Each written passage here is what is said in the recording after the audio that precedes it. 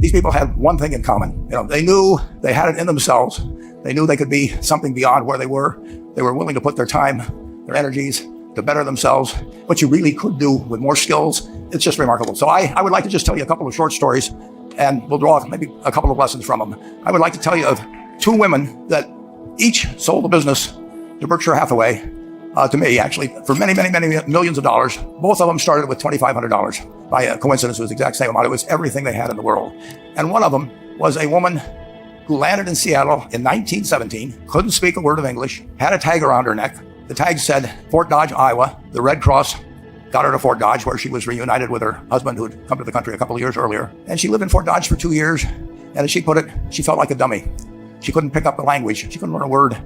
And so she and her husband decided to move to Omaha.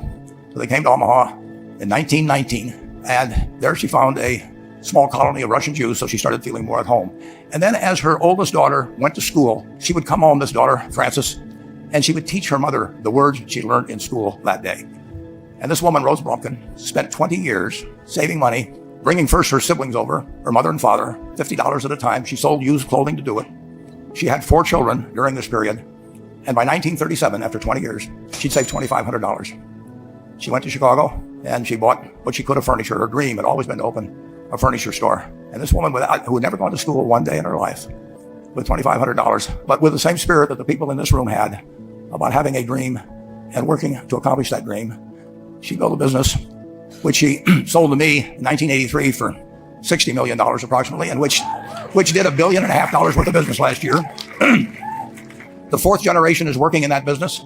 This woman, Rose Blumpkin, she worked for me until she was 103. And then she retired and she died the next year, which is a lesson to all of Berkshire's managers that premature retirement, you can't tell what's going to happen.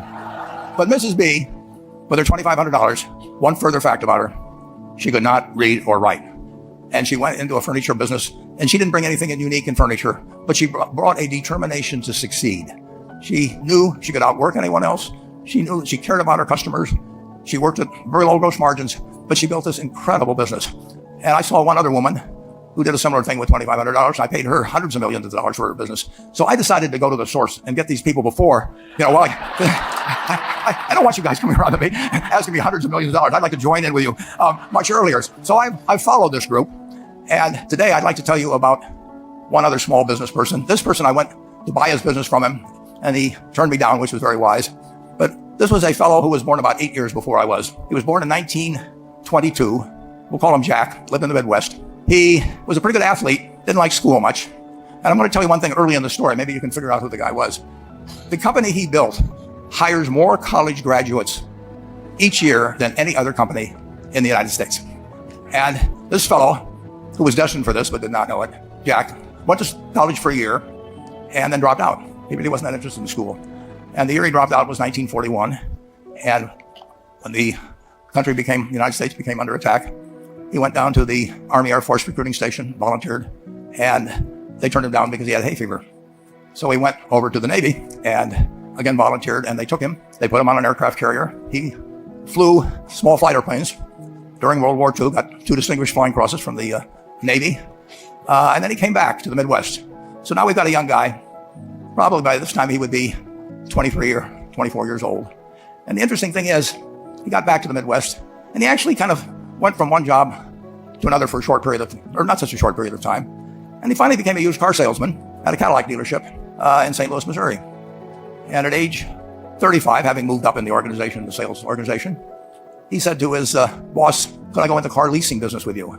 The boss said, "Well, if you'll cut your salary in half and you'll come up with, I think it was $25,000, which he borrowed, we can become partners in a car leasing company." So my friend Jack started at age 35 in the car leasing business.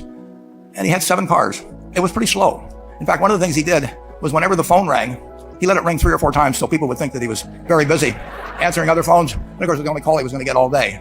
So his first venture was okay, but it wasn't really going to go anyplace. And there's a lesson in this for all of us. At age 40, he decided, with 17 vehicles, 17 cars, he was going to go into competition in the rent-a-car business. So now he's taking on Hertz and Avis and National and people like that who have hundreds and hundreds of thousands of cars.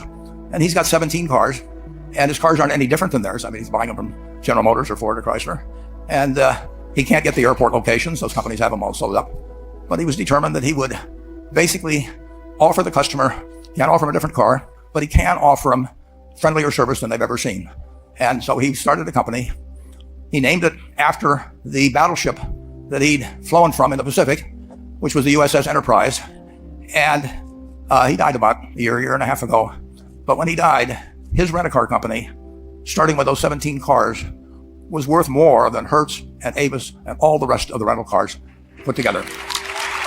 The man's name was Jack Taylor, and his son, Andy Taylor, is a good friend of mine, runs a business now. A grandchild is in the business. They'll probably be a fourth generation along the line. So this man, in the United States, he didn't invent artificial intelligence. He didn't do anything that, just like Mrs. B selling furniture, that any one of us could have entered those businesses. But he lived by the creed, basically, of delighting his customers and working with people and establishing the relationship with them so that they in turn would want to delight the customers. He couldn't go out there and take care of every rental car possibility, but he learned how to project himself and his attitude toward his fellow man and his desire, to make a friend out of every customer. He managed to take very ordinary cars and turn them into this extraordinary business from virtually nothing. And it illustrates several points. One is you don't necessarily get it right exactly right the first time. The car leasing business, basically you were competing on the cost of money to finance cars. And it's very hard to delight a customer when you just give them the car and tell them to send you a monthly check for 5 years and you'll be back at that time. So his talents were being wasted basically in that business. But at the age of 40, with all of that experience behind him, he found the golden key. He took a very ordinary business and turned it into an absolutely extraordinary operation, just like Mrs. B or Rose Bumpkin did with furniture. And he didn't worry about whether the Federal Reserve was going to tighten or ease. He didn't worry about whether the stock market was up or down yesterday. He didn't worry about the things he couldn't change, but he did focus on the one thing he could change, and that was the customer's experience. And I have seen the one that got away, Enterprise. I went down to Florida and tried to talk him into selling to Berkshire, and he was smart enough not to do it. Probably the value of the company has quadrupled since I made that visit. But he was smart enough to see that he would find that business. Henry Ford, as you may know, failed twice before he started the Ford Motor Company in 1903. The test isn't whether you get the greatest business idea in the world the first time out. The test is whether you keep learning as you go along what your strengths are and what you can do for your customers, what you can bring especially to the party. And to do that, you need the education that I know you've received through 10,000 small businesses, but you need a genuine desire day in, day out to delight the customer.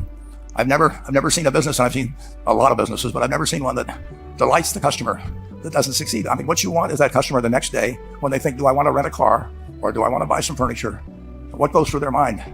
It's the place where they've had a great experience. I don't know what I paid for this tie. Actually, probably somebody gave it to me, but for the purposes of the speech, I will say I have no idea, but or the shirt, but I do know, I will remember how I was treated when I bought it. You long forget about the price, but you never forget whether you had a good experience or a poor experience with the purchase experience. And you'll have a hard time finding a person that's had a wonderful experience, a delighted experience in purchasing anything that isn't going to come back.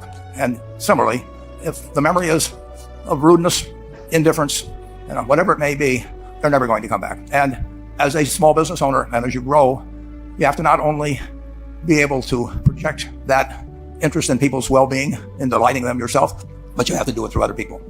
And you won't be able to do it through people who themselves do not feel they're being fairly treated, that their views aren't appropriately considered. So you really do have to learn to multiply yourself through other people. And I advise the young people to come to we have a number of classes. The key is to, certainly in terms of your personal life, the most important decision you'll make is the spouse that most of you will likely have. And it's very important to surround yourself with people that are better than you are. You are going to move in the direction of the people you associate with. So you constantly, I've been enormously lucky in that respect.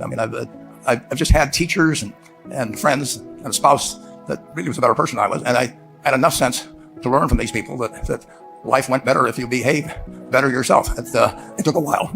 So I advise you to seek out, as your partner in business, your partner in life, whatever it may be, look for the people that actually are examples to you rather than somebody that you think you need to straighten out yourself.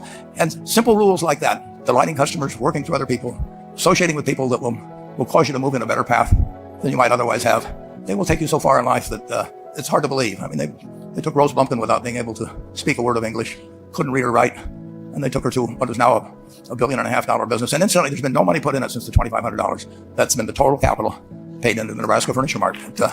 And I think if you looked at Enterprise, I don't know their books the same way, but my guess is that very little equity capital has been added to Enterprise over the years. The business built on itself. So I want to tell you, I admire this group enormously. When I met Dr. Mello's class on September 22nd, 8 years ago, I was thrilled. And I admire people that are doing what you have done. You've, working hard at your job at the same time, you took on an added, really a lot of hard work to further your skills. 99% graduate. I mean, it's a mind-blowing statistic. And I'm looking at 2,200 people here who I admire. I'm cheering for you, and I can tell you the best is yet to come. Thank you.